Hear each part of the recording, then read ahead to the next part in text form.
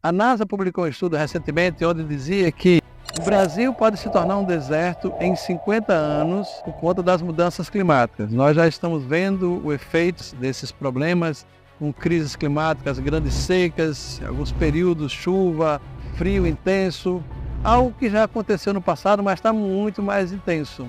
E as pessoas não conseguem visualizar isso num contexto geral como um problema. Às vezes acham que tudo isso faz parte da existência no planeta. E não é verdade. Claro que o planeta é dinâmico, esses processos existem, mas a frequência que está acontecendo ela é muito grande.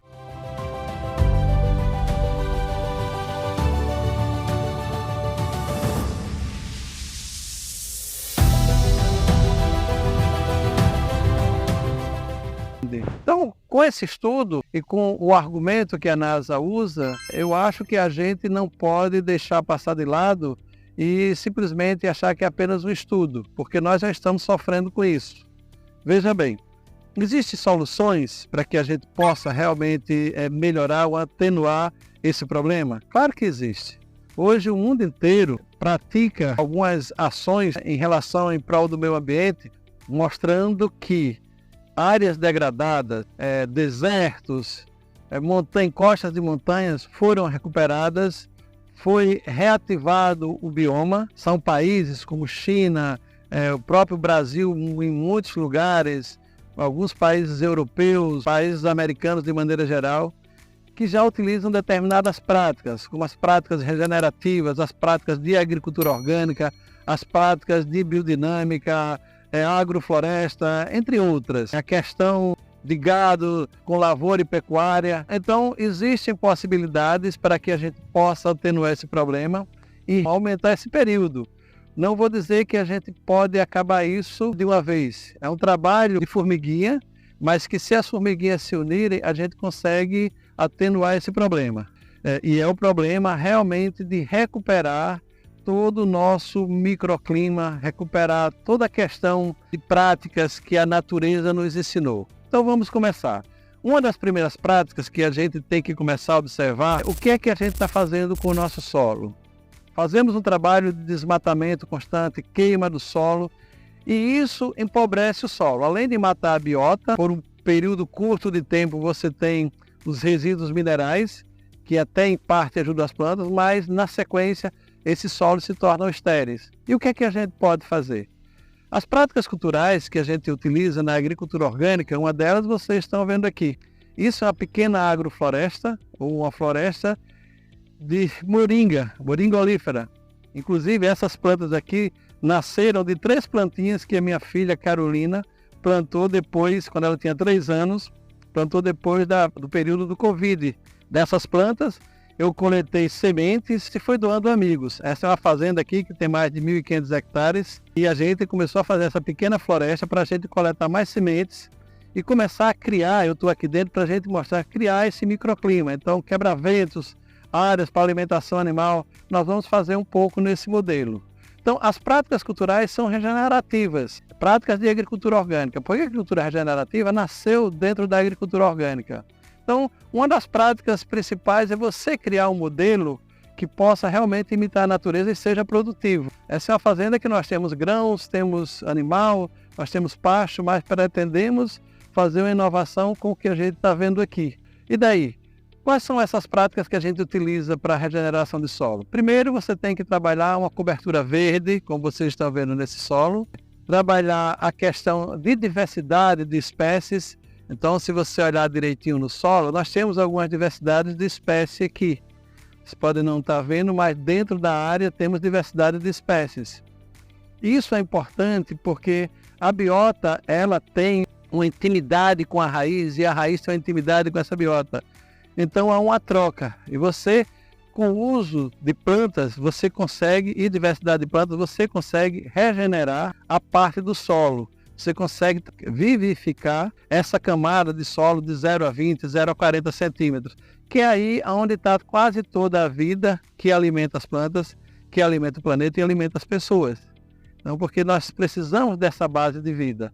Mas existem outras práticas, são várias. Então, nós utilizamos a questão de rochagem. Então, a questão de remineralização do solo com pós de rochas naturais. Isso já é algo muito antigo. Aqui no Brasil, eu estou aqui na Bahia, nós temos algumas jazidas, tem uma jazida próxima aqui, chamada Pó de Rocha de Ipirá, onde a diversificação é fantástica. A diversificação de nutrientes que tem nessas jazidas são fantásticas, com grande quantidade de nutrientes, potássio, fósforo, cálcio, silício, magnésio, manganês, entre outros. Então, essa é uma prática e é um insumo que a gente utiliza para regenerar solo.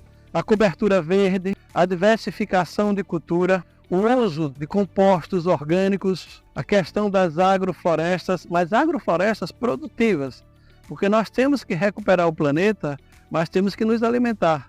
Então temos que trabalhar agroflorestas produtivas. A gente pode querer salvar o mundo, mas a gente tem que se salvar também. Então a gente tem que respeitar a natureza dentro do seu equilíbrio para que o ser humano possa sobreviver. Então são diversas práticas. Hoje nós utilizamos, na ordem, recuperação de solo com rochagem, então fazemos remineralização, uso de cobertura verde, então são coquetéis de plantas, uso de quebra-ventos, porque olha, eu estou aqui dentro, isso aqui está quebrando o vento. Não é um bloco, digamos, de concreto, uma tela ou uma lona que está empatando o vento. Nós quebramos o vento, nós precisamos ter brisa, uma brisa que refresque e dê conforto térmico, tanto para a vida que está aqui no solo, como para as plantas e como para as pessoas que trabalham. Utilizamos muitos outros produtos naturais, como tipos de biofertilizantes. Podemos utilizar a própria natureza como fonte de substratos para controle de insetos, controle de fungos. Podemos utilizar diversos outros tipos de produtos advindos da natureza para que a gente possa fazer com que esse problema de desertificação seja atenuado. Então, você quer salvar a sua área, você quer entender como eu vou recuperar meu solo, como eu vou trazer minha biota de volta, como eu vou fazer uma adubação verde, uma adubação até uma cobertura morta, como eu vou fazer uma nutrição adequada para a biota do solo, para a minha planta, através dos compostos orgânicos, pó de rocha natural, algas marinhas, exudatos de diversas plantas. Hoje o Brasil tem um litoral enorme, onde temos diversos tipos de nutrientes inaproveitados. E poderíamos aproveitar muito mais. Nós temos as algas, os sargassos, a própria água do mar, que é uma fonte riquíssima de nutrientes, e a gente não recupera. Então a gente precisa começar a entender do que a gente tem para que a gente possa realmente utilizar em pequena e larga escala para atenuar essa situação. Mas a situação principal é que realmente estão derrubando parte das florestas. E vamos fazer o quê? Nós temos que repor, nós temos que recompor, fazer uma agricultura de precisão, mas fazer agricultura de precisão não é desertificar, não é esterilizar solo. A agricultura de precisão é a precisão com respeito à natureza. É o uso de farinha de rocha, é o uso de compostos orgânicos, é o uso de algas marinhas, o uso de biofertilizantes, ou fertilizantes até advindos, não é, de fontes mais naturais. É a questão do uso de quebra-vento, de agroflorestas. Então, essas são situações. Se vocês quiserem saber mais, continue no nosso canal, que a gente vai começar a falar uma a uma quais são os seus benefícios, como você pode implantar em diversos lugares. Recentemente eu fiz um trabalho e a gente estava criando um modelo chamado Agrocatinga, usando as espécies da caatinga, num modelo similar a isso, mas em aleias. Está vendo aqui a moringa, mas num modelo similar a isso, mas era em aleias, onde cada planta estava ajudando aquela estrutura de solo. Cada raiz de cada planta tinha uma função específica. Então nós tínhamos plantas dentro da própria caatinga que tem as raízes que têm batatas enormes, que guardam muito amido, guardam muita água. Nós temos plantas dentro da floresta e da caatinga que tem uma raiz que se aprofunda muito, quebra a estrutura. Então ela traz a parte de rochagem para cima. E quando você remineraliza o solo, você está alimentando o micro-organismo.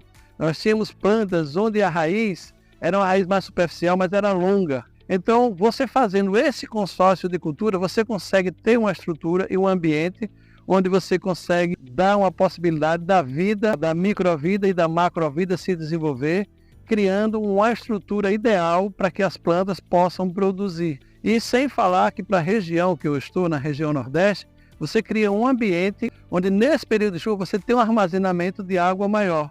Então daria para se desenvolver culturas por mais tempo. Mas é isso aí.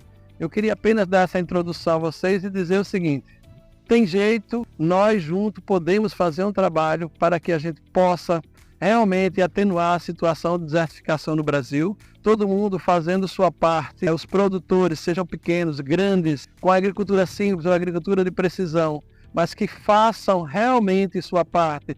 Trabalhe a reestruturação de solo, utilizando rochagem, mesmo que alguns usem adubos minerais, mas usem em menor quantidade, não salinizem seu solo, utilizem matéria orgânica, utilizem ácidos úmicos, ácidos fúlvicos naturais, utilizem biofertilizantes, algas marinhas, de maneira geral, utilize defensivos naturais, produtos biológicos. Nós utilizamos muito, sabemos que a biota é o resultado de uma junção, quando a gente fala de biota, de muitos micro-organismos, não são de alguns micro-organismos. Então nós precisamos ter um solo com a biota ativa, precisamos ter um solo onde a diversidade da biota esteja no seu total, onde a quantidade de matéria orgânica, a oxigenação seja suficiente para que essas raízes e esses micro-organismos se desenvolvam numa harmonia, né? Porque quando você desarmoniza o solo, você começa a prejudicar. Aí você começa a ter os patógenos,